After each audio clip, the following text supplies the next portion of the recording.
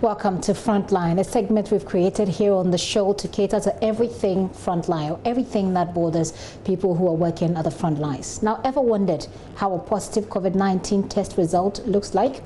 And do you know the processes a sample goes through till it appears on the Ghana Health Service website? Do you know what happens to a sample after it is tested? Or the people who are behind this work? Tonight at 8:30 p.m. on the JoyNews channel, we'll bring you the first part of our latest documentary dubbed Inside Noguchi, an exclusive no-holds-barred tour of Ghana's biggest testing center, an interaction with the people who are working in the front lines there. The Noguchi Memorial Institute is our focus. We'll bring you excerpt, but first listen to lead virologist Professor William Ampofo, who's been responding to some critics about the testing protocols adopted by his outfit. I get very upset.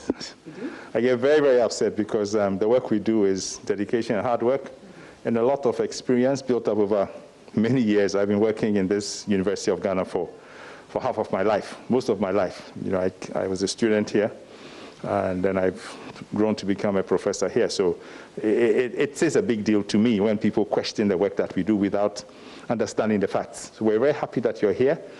You've seen the sample delivery, you've seen the sample receipt process, you've seen the painstaking effort to ensure that the samples are received properly, because that is the beginning of the testing process, okay? So you heard the average number of samples we received this week is about 2,300.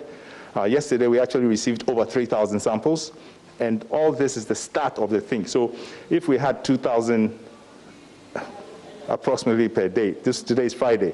That's 10,000 samples. So how can somebody doubt that we have processed 68,000 samples within this period? I think when we did a estimate earlier on yesterday, we were close to 86,000, you know, for both KCCR and for Noguchi. So you will see for yourself the process. I think it's going to be educative for you to see that it's not the number of tests per day, but it's our capacity to process the samples as they come in. So depending on the volume of work and depending on the number of people we have at post, we can go up to 3,000 samples, we can do as low as 1,000 samples. So it depends on the way the work stream flows. But we have, at the peak we had over 150 people working in 3 groups, so working 24/7. Sample reception would close around 11 p.m. One person will still be dedicated, but then as you will see in the labs that we're going, we had teams working all night and all day. Well, can you blame the public sometimes when they raise these concerns? I know it gets you upset, but you can't blame them too much also.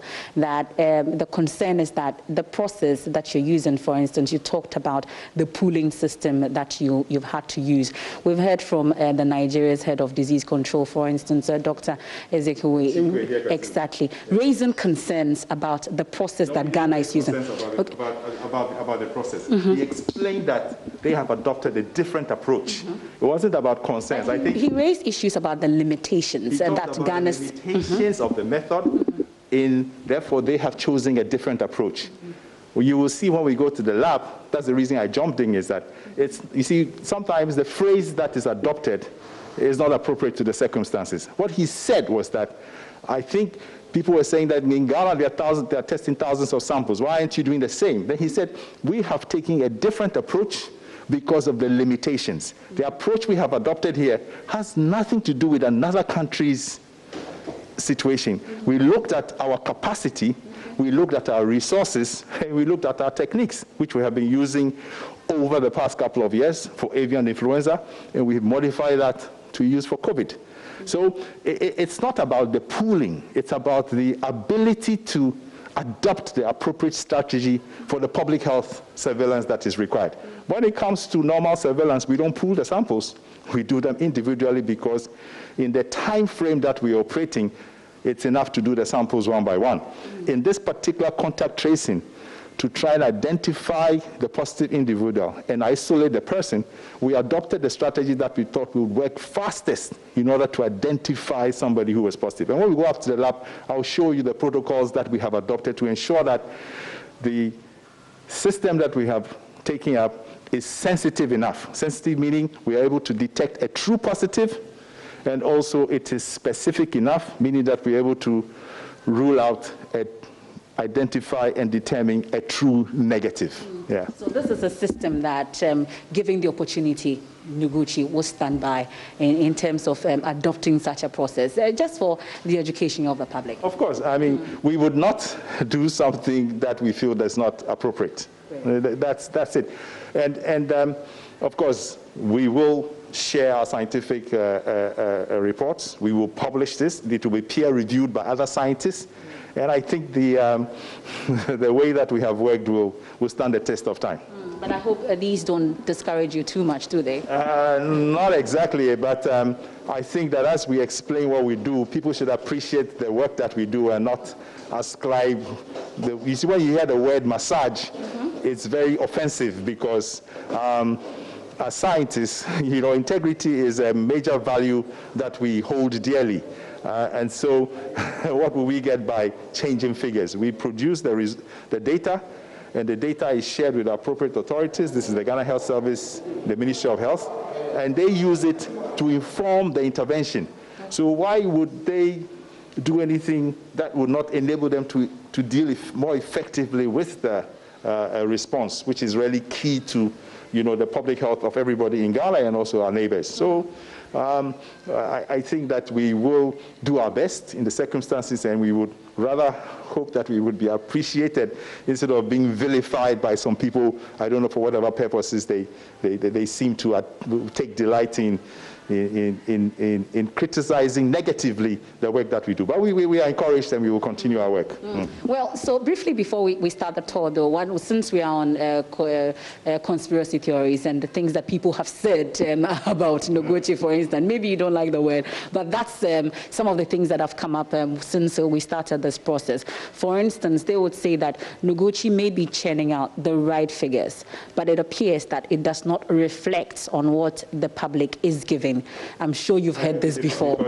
I beg to differ, because the data is out there, and the first people who would protest would be myself and the director of the institute, because yes, we would if we saw that the data that we were producing was being altered. No, we understand the difficulties. We work all night, so I may send data to the director of public health at 4 a.m. I do not expect him to react at 6 a.m. I don't, because the data is coming from Noguchi, it's coming from KCCR. He also has to cross-check. As you saw, samples are coming from all the different districts in Greater Accra. Also, there's contact tracing ongoing also in Greater Kumasi. So if I'm the director of public health, I will not rush to make an update on the website when I get data from Noguchi. I will collate with all the data sources, including case management. We have hospitals where patients are being managed, and that data summary is what then I would take my time to produce. So I think that notion that as soon as Noguchi declares a certain number of positives, Ghana Health Service must change their website, I think it's not a good appreciation of a reliable, you know, data management system. And remember, this is a dynamic outbreak. The numbers will keep changing constantly. They could go up, they could go down. So in order to understand the trend, they would have to take their time and come up with certain time points in which to manage the data. So that is the Ghana Health Service side. For us, we also have tried to come up with a system where we would, you know, periodically provide updates on the number of samples that we have tested and the number that we have found positive. Okay. And do we have the virus as we had it in Wuhan?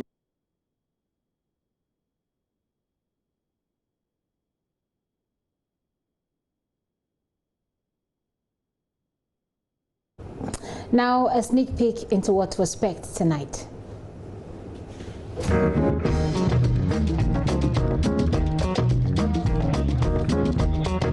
It's our COVID-19 special, and prior to the COVID season, I would say that the Noguchi Memorial Institute was not as busy as it is now.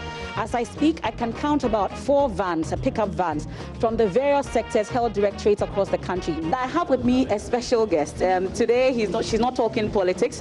Susan Edouard-Mankwa, she's head here. What exactly do you do here? Okay, so this is the sample receipts area. Initially, we have a sample receipt post, but as you said, these are busy times and unusual times, but they still go through the process as it is. So when they first arrive, they stop at the security gate, and then they fill out the sample receipt form. So, you know, the person bringing the sample, who they are bringing the sample to, the number of samples, and the date and the time. So that's what we do here. We check the forms against the samples and make sure that the forms match the samples before they go into the lab. So this is how GASAF have presented their samples. So it's easy to count and then to check. You see that these are individually packed. Yes. Okay. So they've individually packed them in polythings or Ziploc bags. That makes it difficult. That makes it a little difficult, but the different ways, and then they have those who are coming with the swaps. But basically, these are the two different ways. The final point. No.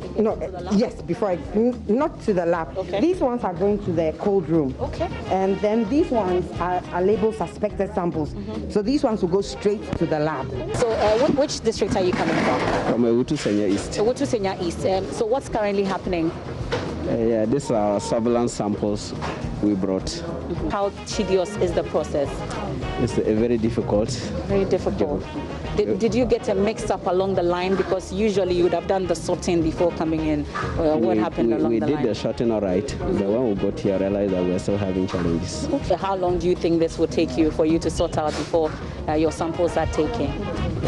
Roughly 30 minutes will be. Okay. Please, may I know your name? I'm Maxwell Adobo. Okay. I wish you all the best. I pray that you finish that shortly. At this point, we'll go straight into it. Then we'll bring you what happens in the lab as well. What is going on now? Brought in here and kept here for contact tracing. Okay. These boxes contain samples that we have. You know, we have food. Good. This is for freezing samples. Okay. These are the people that are behind the figures. So I'm sure that once they get the data quickly, we will also get the results. So be patient about it. They are trying to do a diligent work, and then we can all get the best.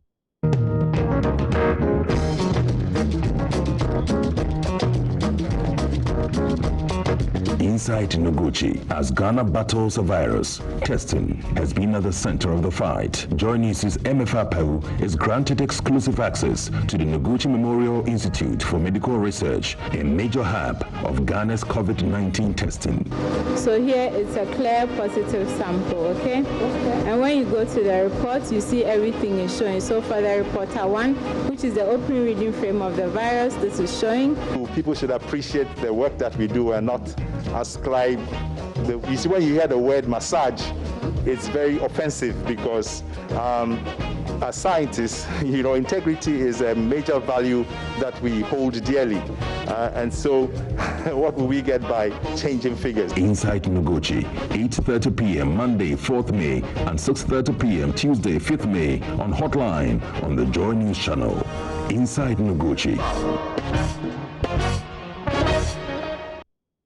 Stay glued. Today and tomorrow we'll bring you all of that, including the people who are behind all of this work to protect all of us. Well, what do we say to these people here on the front line? My name is Edem Knight-Tay, and together with the rest of the team here at the Multimedia Group, would like to say Ayiko to our frontline health workers. Honestly, you guys are doing a very, very good job. To be at the forefront of the fight against COVID-19, we pray that God continue to protect you and to keep your family safe. We appreciate what you're doing, and words can never be enough to say we appreciate you. So thank you very much. Again, I say, God keep you and your families safe. Ayiko. My name is KMJ. I work with the Multimedia Group, Joy Prime. I would like to say a big thank you to the frontliners, those who have been at the forefront and hoping and praying and making sure that we stay alive. And this coronavirus thing really is taking a lot of lives out there. So for people like that to risk their lives and be at the front, and taking care of us. We're grateful and would like to say a big thank you to the Ghana Health Service and also the Ghana Police Service and of course the Army for helping in the lockdown situation as well, especially to the health officers who are risking their lives and ensuring that we stay safe. We love you. God bless you. Ghana frontline workers, doctors and nurses, all we can say, thank you and thank you very much. More fire. So on behalf of myself and the multimedia group, we wish all the frontline workers in this COVID-19 pandemic fight the very best. We pray that you stay safe, you keep safe, you respect the protocols, and like the president said, together we can get ahead of this pandemic and come out victorious. So to all cleaners in our hospitals and isolation centers, your work is more difficult now than ever. We say thank you. Hello, my name is Mercury Kwe, Drive Time host on Hits 103.9 FM and presenter of the Hot Speak Show on Joy Prime. I want to say a big thank you to all health workers in Ghana. It has been an amazing time. In my entire life,